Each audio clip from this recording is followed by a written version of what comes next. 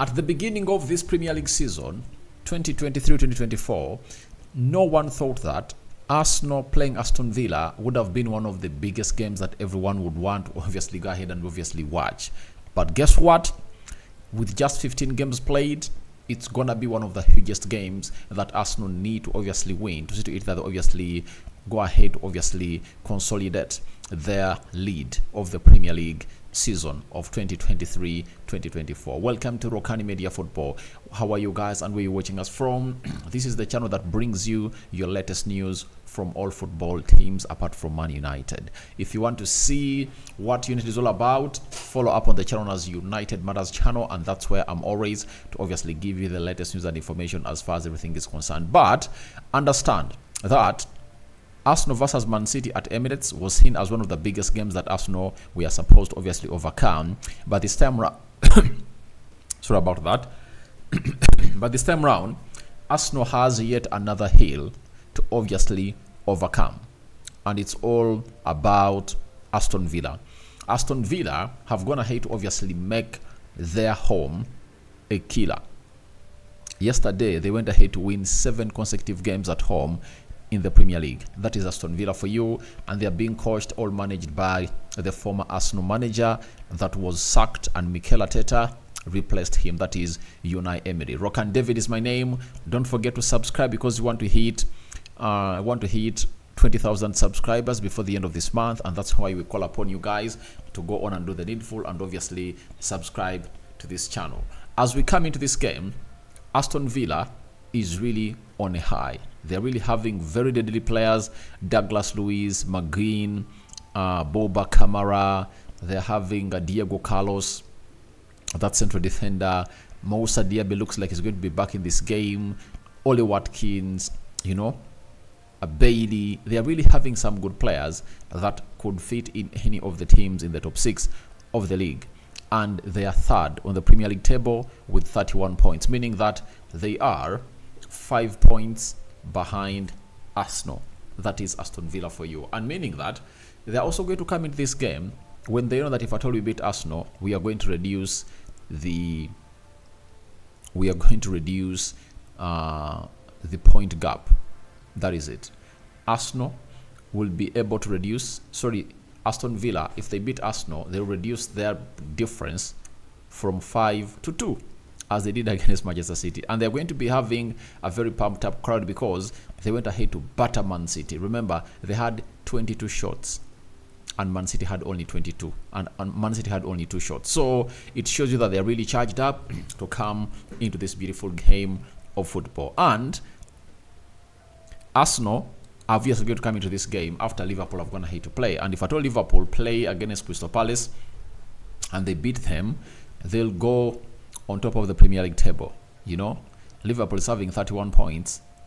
Liverpool is having 34, and Arsenal is having 36. So if at all Liverpool win, they'll go to 37 and they'll be on top of the Premier League table, meaning that that is another added pressure onto the side of Arsenal as they take on the side of Aston Villa. When we go to Aston Villa, Moussa Diaby looks like he's going to return.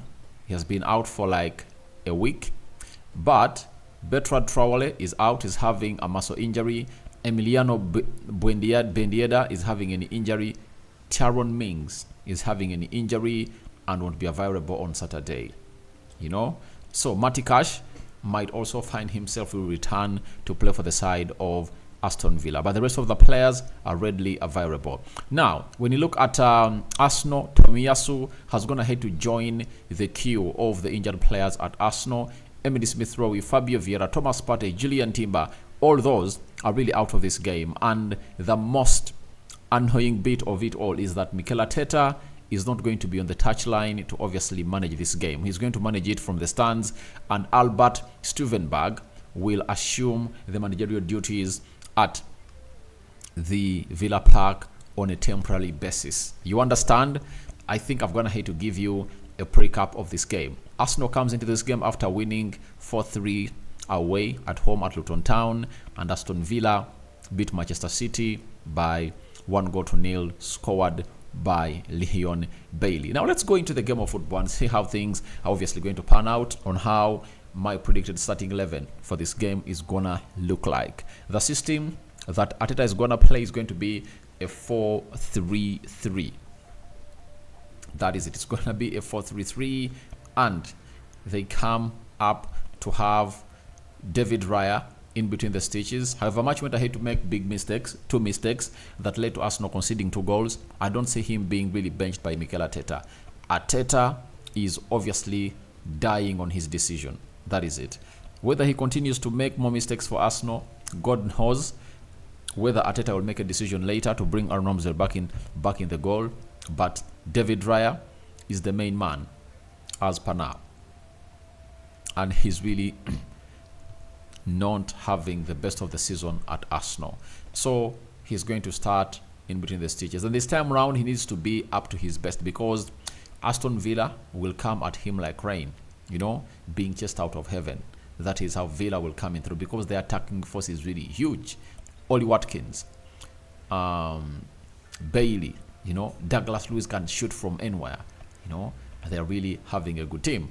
Right back, I think it's going to be none other than Benjamin White, because Tomiyasu is really injured and you don't really expect him to come in through and really put in a shift for that game. So Ben White will be played as the right back, and he's gonna be facing McGuinn, right? McGuinn, because Aston Villa plays a 4-4-2. So on the left back, I don't see Kivio starting. I think it's gonna be Zinchenko. Amidst Leon Bailey being one of the dangerous and deadly players, I think Zinchenko will come in through, as Arteta will be looking to get total control of this game, and will obviously order one of his central midfielders to track back and really help this guy a lot. That is Zinchenko. Zinchenko came in through and really had a very good game, and he played 26 minutes, like 30 minutes of that second half, meaning that the manager was obviously penalizing him for the foul he did, for the blind pass he put up in the game of Wolverhampton Wanderers. That saw Wolverhampton Wanderers pull one back, but also you will understand that he might be preparing him for this game, because senior players will be needed in this game, because mentality is what gets you into this game. So he's obviously going to come in through and really put in a shift. The central defense is not going to change. William Saliba on the right side of the central defense, and then Gabriel Magalhaes onto the left side of the central defense, and they are going to be having a very huge duty to defend against Oli Watkins. Oli Watkins, by the way, when Arsenal played here, the game ended 4-2. Oli Watkins scored against Arsenal at Villa Park last season. So we wait and see whether Oli Watkins can overcome Saliba and Gabriel Magalhaes and obviously score a goal, because he's really in epic form and is one of those players that Arsenal are really interested in. Now, in the midfield 3, this is where you really have the following. Jorginho is supposed to be welcomed into that CDM area, because they're playing away from home. They need to shield this back 4 and obviously see to it that they really do the needful. And Jorginho will be remembered that he scored a very beautiful goal alongside Odegaard and Declan Rice into the mix, you know. So that midfield 3 will need to be working hard to see to it that they really shield that midfield of Villa. Villa has Douglas Luiz, they're having Boba Kamara, and there is Aaron Ramsey. So they can bring all those into that midfield and obviously see to it they suffocate you. They even have Tielemans. So that midfield 3 will be having a lot of checkmates to do and really stop the press of Aston Villa and connect them to the attack very many times. Now, the front 3, I think it's going to be Bukayo Saka playing as a right forward, who is going to face Digne, the left back of Aston Villa. Then on the left forward side, it's going to be Gabriel Martinelli, obviously coming in through the needful and obviously take them where they deserve to be. And his biggest role to me will be tracking back to come ahead and help Zinchenko, because Leon Bailey is really a very, very, very deadly player. And who is going to lead the line? Obviously Gabriel Jesus. He went ahead to play his 90 minutes, I think, for Arsenal this season, and he will obviously lead that line for the club of Arsenal. So that is my predicted starting 11 for Arsenal. I don't know who you get in or you get out, but it's gonna look tough for them. Arsenal will need to obviously show us that they are a team that can lift the trophy. But I think they come to this team, they come to this side as a better side. One, the addition of Declan Rice makes them a better side because they never had Thomas Partey the last time they played here. The midfield had Jorginho, it had Odegaard and Xhaka. I think now Jorginho, Declan Rice and Odegaard is a better midfield. That is it. And the other reason as to why I tell you they're coming in as a better team, their bench will be having the likes of Trossard, it will be having Kai Havertz, it will be having Edin Nketiah, you know, and very many others. Rest Nelsons of this world to obviously do the job. Jakub Kiwior will be there if at all anyone in the central defense or in that back line really gets a problem to come in through and really do the needful. They're really having a better bench than the one they had last season. So we'll wait and see how they're obviously going to pan out and really face Aston Villa. But Aston Villa, guys, is really a very good team, and Arsenal will need to obviously do the needful and see to it that they really get the result they desire as the club of Arsenal. And let's go to the head-to-head being given to us by Google and see how everything is really panning out. We are being told that Aston Villa have lost their last 4 Premier League games against Arsenal since winning 3 games in a row without conceding between July 2020 and February 2021. So the previous games, the previous 4, Arsenal have gone ahead to win them. Are they going to get the 5th win consecutively? We wait and see on Saturday. Then secondly, Arsenal have lost just 2 of their last 21 away games against Aston Villa, 12 wins and 7 draws, losing consecutively in 2019, 2020 and 2020-2021. So Arsenal coming through with a better record. Then thirdly, against no side have Arsenal won more Premier League games away than they have against Aston Villa, 14, same as West Ham, with their wins at Villa Park also their joint most at a specific away venue in the competition. Also 14 at the Selhurst Park, 9 wins versus Crystal Palace and 5 versus Wimbledon. So Arsenal have gone ahead to register the most number of away games or away wins against Aston Villa, 14. So history exonerates Arsenal. It gives Arsenal a reason to brag and obviously have hope into this beautiful game of football. And I really believe a lot is going to happen into that game. Then fourthly, Aston Villa are winless in 8 Premier League games against sides starting the day top of the table, 1 draw and 7 losses, losing each of the last 5 in the row. Their last such victory was in March 2014 when they beat Chelsea. So Arsenal is really having everything, and everything is working onto their side, and I think they should do a lot. Number 5, Aston Villa have won their last 14 home game matches, a run stretching back to March. They've never won 15 consecutive home league matches in the entire history, previous having 14 wins in a row ending in November 1903 and October 1931.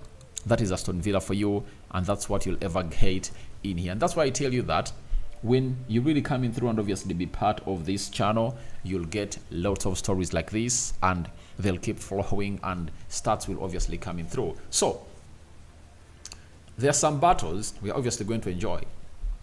Cash versus Martinelli, Digne versus Bukayo Saka, you know, Pau Torres and Diego Carlos, the central defense partnership of Aston Villa, versus Gabriel Jesus. Gabriel Jesus is coming in through on fire, you know, with an assist and a goal against Luton Town. He's coming in through on fire. Odegaard comes in through with an assist, and Declan Rice with that late goal. So it's going to be a very huge one, and this time around Arsenal is going to be facing Yuri Tielemans, having not gone ahead to buy him, and he was a free agent. Maybe he'll come in through and obviously show them why they never went for him. Now, Leon Bailey versus Zinchenko is a battle we need to watch out for. Then there is Ben White versus Digne, you know, but Digne plays as an inverted winger. He inverts inside a lot, and obviously puts in a shift. So we wait and see how that happens, but I'm tempted to give Arsenal a win, a 3-2 win. That is it. I'm tempted to give Arsenal a win. That is it. Because I looked at Man City and I thought if at all Man City had Rodri, Jeremy Doku, they would have gone ahead to win this game. Because when you look at all the shots they obviously got that were really threatening at the goal of Man City, Aston Villa capitalized onto that area where Rodri wasn't. Remember, they never had a CDM that is really pure. But Arsenal is going to be having Jorginho, Declan Rice and Odegaard into that midfield to take on the side of Aston Villa. So I'm going in for a 3-2 win for the club of Arsenal. I see Aston Villa as getting a draw as their best result in this game. Arsenal has shown us that away from home, they've not gone ahead to lose very many games. They've only lost to Newcastle, and today and on Saturday, they're obviously going to be facing the team of Aston Villa. But Unai Emery is really a very good manager, and I think he has a lot to do. And remember, by the way, in the last season, where Arsenal won this game by 4-2, Aston Villa led twice. You know, Aston Villa led twice. Oli Watkins scored the first goal, Bukayo Saka leveled, then Coutinho scored the second goal, and Zinchenko leveled. Then Jorginho unleashed a shot, rattled off the crossbar, and then it hit on the back of Emiliano Martinez and it went to the back of the net. Then Martinelli went ahead to score that goal where he even celebrated before he obviously scored, and Agbeneloha was really pissed because he's an Aston Villa legend, and he said, how can you do that? How can you celebrate before you even score the goal? Because the goalkeeper was caught off guard. You know, he had gone ahead to really look for an equalizer in the corner, and Fabio Vieira released Martinelli, and Martinelli went ahead to obviously score a very beautiful goal. So we'll wait and see how this game is going to be. It's the biggest game of the weekend, but I see Arsenal going ahead to win this. But they need to obviously not do the mistakes they did last time, because the 2 goals that Arsenal considered were because of mistakes. That is it. They need to defend better, and I think with the coming in of Declan Rice and very many others, Arsenal will obviously do good. And even Saliba was bossed by Oli Watkins into that game. I don't think that will happen this time round. So that's my match prediction. I call upon for your predictions in the comment section below. As Rokani David, you tell me, who do you want to start this game of football, and who do you don't want to start in the predicted starting level of Arsenal, and who do you want to see Arsenal keep a keen eye on as they play against Aston Villa. So may the living to God bless you abundantly. Rokani David remains my name. I've gone ahead to record this video, and it's going to be here 2 days before the game of football really gets played. Hope you guys are going to enjoy it and you're going to love it. I sign out for now. See you later. And Rokani David remains my name. 5-finger salute to everyone watching in. Thank you. Don't forget to subscribe. Good night to all those going to bed. And for those still here, their games. Newcastle is playing Everton. The game is still 0-0. And this side. And Tottenham Hotspur is going to be playing against West Ham. This is a London derby that we're obviously going to bring you the results when these games are really done and dusted. I'm out.